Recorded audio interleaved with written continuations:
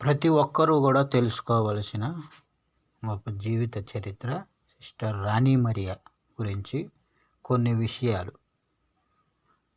మనం ఈరోజు తెలుసుకుందాము.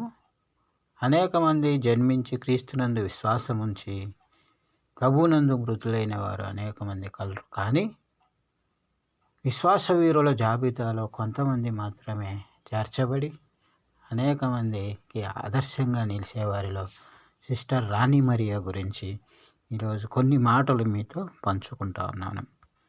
ఈమె 1954 జనవరి 29న కేరళలోని పుల్లువాచిలో ఒక సాధారణ వ్యవసాయ కుటుంబంలో జన్మించారు.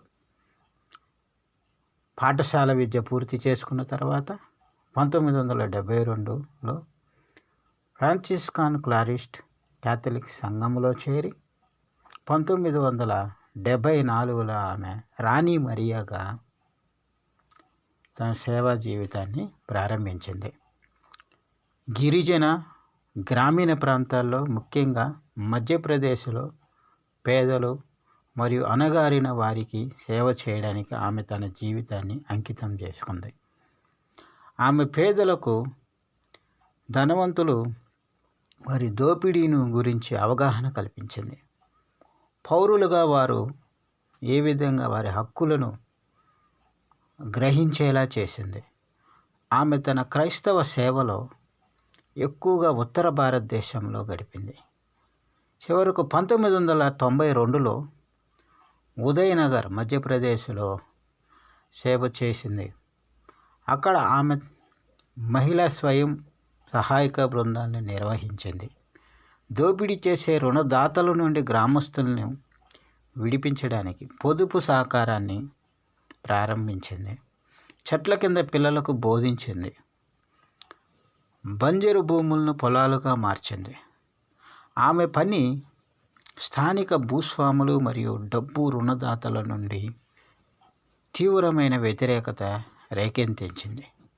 పేదలను ఉద్ధరించడానికి ఆమె చేసిన ప్రయత్నాలను వ్యతిరేకించిన వారు 1995లో సిస్టర్ రాణి మరియాను విషాదకరంగా హత్య చేశారు. ఫిబ్రవరి 25, 1995న ఇండోరుకు బస్సు ప్రయాణంలో ప్రయాణిస్తున్నప్పుడు ఆమెను ఒక కిరాయి హంతకుడు మెరుపు దాడికి గురి చేశాడు. విషాదకరంగా హత్య చేశాడు. డజన్ల కొద్దీ ప్రయాణికుల ముందు అతను ఆమెను పలుసార్లు పొడిచి హత్య చేశాడు. ఆమె యేసు నామాన్ని పదే పదే ఉచ్చరిస్తూ మరణించింది.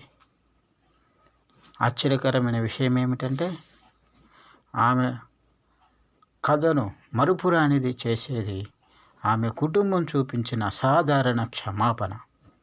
ఆమె సోదరి అంతకుణ్ణి క్షమించి రాఖీ కట్టింది మరియు ఆమె తల్లి అతని చేతుల్ని ముద్దు పెట్టుకొని కౌగిలించుకుంది.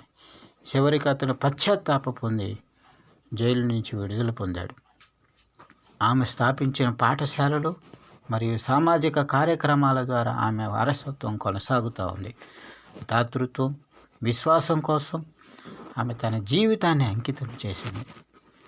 రాణి మరియా 2017 నవంబర్ 4న ఇండోర్లో ఆమె సెయింట్గా ప్రకటించబడింది మరియు ఆమెకు గుర్తుగా ఫిబ్రవరి 25న పండుగ దినంగా జరుపుకుంటూ ఉంటారు.